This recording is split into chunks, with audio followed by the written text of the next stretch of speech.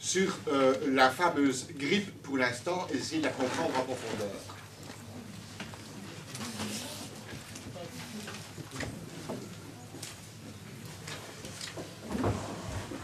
Où le virus naît? Il est né au Brésil, donc en Amérique latine. Et il est né chez des touristes qui avaient la tourista. La tourista, c'est la coulante, c'est la diarrhée, c'est le côlon qui se relâche. Et voyez-vous, la même énergie, j'ai ici, dans mon pouce, le méridien de poumon. Dans mon index, le méridien de côlon. Donc, ils vont tous les deux ensemble. Si je veux soigner l'un, je dois soigner l'autre. Donc, si je veux soigner ma grippe et mes poumons, je dois forcément commencer à travailler sur le côlon. D'accord? Donc, je dirais ici, renforcer le côlon.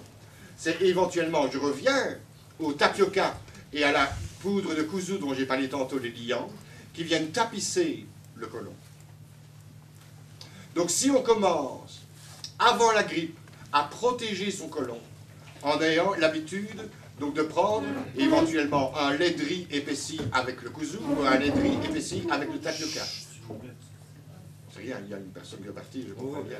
Je n'ai pas acheté 10 heures, il est 10h04. Je m'excuse. Mais allez-y, je vous en prie. C'est un titre préventif alors. C'est pas seulement préventif, c'est un titre de renforcement. Donc au fond, si je ne veux pas donner un terrain d'atterrissage au virus et que j'ai un côlon fort, le virus passera à côté de moi. Donc ça, c'est important à comprendre. Et lorsque je veux soigner les poumons chez qui que ce soit, je travaille d'abord sur le côlon. Si le côlon est fragile, irritable, à ce moment-là, je choisirai des céréales qui sont plus douces et plus calmes. Imaginez du riz rond, c'est très doux. Imaginez de l'orge, c'est très doux. Je ne prendrai pas les céréales qui ont des fibres, comme l'avoine, l'épeautre ou le seigle, c'est trop violent. Donc je choisirai des céréales qui sont douces. Si au contraire, il y a une constipation opiniâtre, et c'est vrai que pour la moitié des personnes qui se déplacent, la moitié va tomber en diarrhée, l'autre moitié va tomber en constipation. Pourquoi? Parce que le côlon réagit toujours le premier dans la mesure où on quitte son domicile, où on quitte son endroit. Nous sommes des sédentaires, nous ne sommes pas des nomades, d'accord? Nous ne sommes plus habitués à cela. Donc je dirais, dans le cas contraire, dans la mesure où il y a cette tendance à la constipation, je dois d'abord guérir le côlon. Alors là, je prendrai des céréales plus fortes. Je prendrai par exemple de l'avoine en grains. Je prendrai de l'épeautre, je prendrai du seigle. Voilà quelque chose qui va dynamiser. Et je n'oublierai pas d'ajouter à ces céréales en grains les graines oléagineuses dont j'ai parlé tantôt, donc sésame, tournesol, donc la fameuse brésilienne de graines qui va redévelopper la force du côlon. À ce moment-là, ceci étant dit, mais uniquement si ceci est dit, je pourrai soigner le virus de la grippe. Alors comment aujourd'hui le soigner? Si on a tenu compte de ce que j'ai dit avant, rectifier d'abord l'équilibre au niveau du côlon, je dirais on a des huiles essentielles qui sont fort importantes pour pouvoir aider à cela.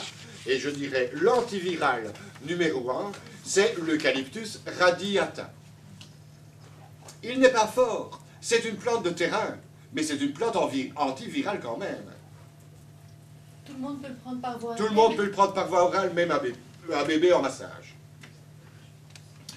Et maintenant, je vais ajouter, naturellement, ici, je vais d'abord tapisser le système digestif avant de prendre les huiles essentielles.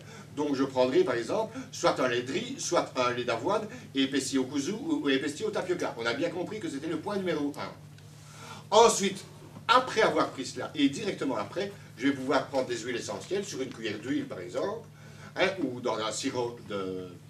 pas dans un sirop, ou dans un lait de riz ou un lait d'avoine. Je prendrai une goutte d'Eucalyptus radiata.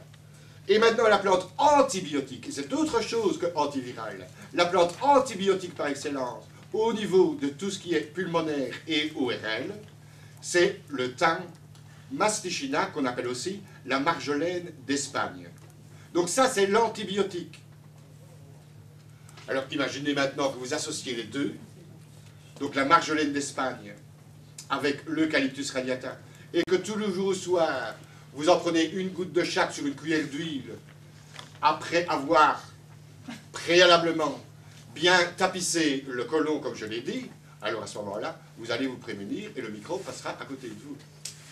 Maintenant, dans les endroits confinés, il y a une chose que je ne comprends pas, parce que des expériences ont été faites dans les crèches et dans les écoles, dans la mesure où il y a un diffuseur d'arômes, un diffuseur d'huile essentielle dans une pièce. On a fait l'exemple à l'aveugle, donc en choisissant une classe d'une vingtaine d'élèves, où il y avait un diffuseur d'arômes qui diffusait les huiles essentielles. Dans les huiles essentielles qui étaient diffusées dans la pièce de l'école, il y avait le pin sylvestre, l'eucalyptus radiata, la lavande aspic à cinéole, le romarin cinéole et le thym dont j'ai parlé maintenant. Et on laisse diffuser pendant 2-3 heures. Ça va rendre la pièce antiseptique et ça empêchera le virus d'entrer dans la pièce. Et on a vérifié, après 2-3 mois, après un hiver entier, que bon, les enfants étaient beaucoup moins absents là où il y avait un diffuseur d'arômes que dans les autres classes où il n'y en avait pas. Vous pouvez redire le nom de pain sylvestre? Les huiles essentielles? Le thym. Le thym, le mot latin c'est le thym masticina. Le thym masticina. Et on dit aussi en français la marjolaine d'Espagne. Alors j'ai dit qu'ils peuvent accompagner le 1, c'est le pin sylvestre, le romarin cinéole, la lavande aspic qui est aussi à cinéole. Retenez ceci, c'est chaque fois que je dis cinéole, c'est toujours poumon ORL. Donc toute plante qui est à cinéole, c'est toujours poumon ORL, d'accord? L'eucalyptus radiata, c'est le plus riche en cinéole. Le thym masticina, c'est le plus riche en cinéole, d'accord? Oui? Une femme enceinte, elle peut prendre toutes ces huiles essentielles sans souci? Parce que moi, j'ai décidé de ne pas me faire vacciner. Donc ici, je vais reprendre. L'eucalyptus radiata, sans problème. La lavande aspic, sans problème. Le romarin, je ferai attention. Le pin sylvestre, sans problème. Surtout si vous le mettez en diffuseur, hein. Je viens de dire en diffuseur, hein. En diffuseur, il n'y a pas de problème, hein. Je prends aussi... Par voie interne. Et vous pouvez. Mais uniquement l'eucalyptus et le thym. Oui. Bah, c'est vrai. Donc il n'y a pas de danger. Donc le thym, bien qu'il soit antibiotique, je dirais qu'ici, dans la mesure où vous êtes enceinte, moi je ne prendrai pas le thym comme antibiotique tous les jours. Si vous avez l'eucalyptus radiata, c'est déjà pas mal. Si on diffuse de temps en temps, c'est pas mal. Lorsqu'il y a une courbature, à ce moment-là, que vous sentez une frilosité quelconque, sautez sur le thym. Et à ce moment-là, vous pouvez éventuellement en prendre pendant 2-3 jours, après le repas du matin, après le repas de midi et après le repas du soir. D'accord? Et alors, dernière chose, mais enfin, c'est peut-être un peu pour sourire, mais enfin, c'est parce que j'aime bien cet exemple-là. Il y avait la fameuse grippe espagnole dans les années 20, qui avait fait des millions en Europe de tués, de victimes. Et alors, il y avait quelques fermes qui étaient passées à l'oubliette de la grippe. Et alors, il y a des chercheurs qui sont allés voir dans ces fermes-là, mais enfin, qu'est-ce qui se passe? Comment se fait-il que vous n'ayez pas la grippe, etc. Mais voyez-vous, il y a des fermiers qui ont des souvenirs ancestraux qui valent des leçons exceptionnelles.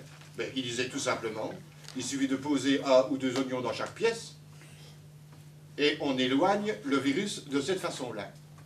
Un chercheur est allé chercher les oignons. Qu'est-ce qu'il a vérifié? C'est qu'à l'intérieur de l'oignon, il y avait le virus. Naturellement, n'allez pas manger l'oignon après. Je ne dis pas qu'il faut faire ça pour se protéger, mais c'est pour comprendre que parfois, il y a des leçons du passé qui sont absolument exceptionnelles, et c'est le monde de la ferme bien souvent qui les véhicule.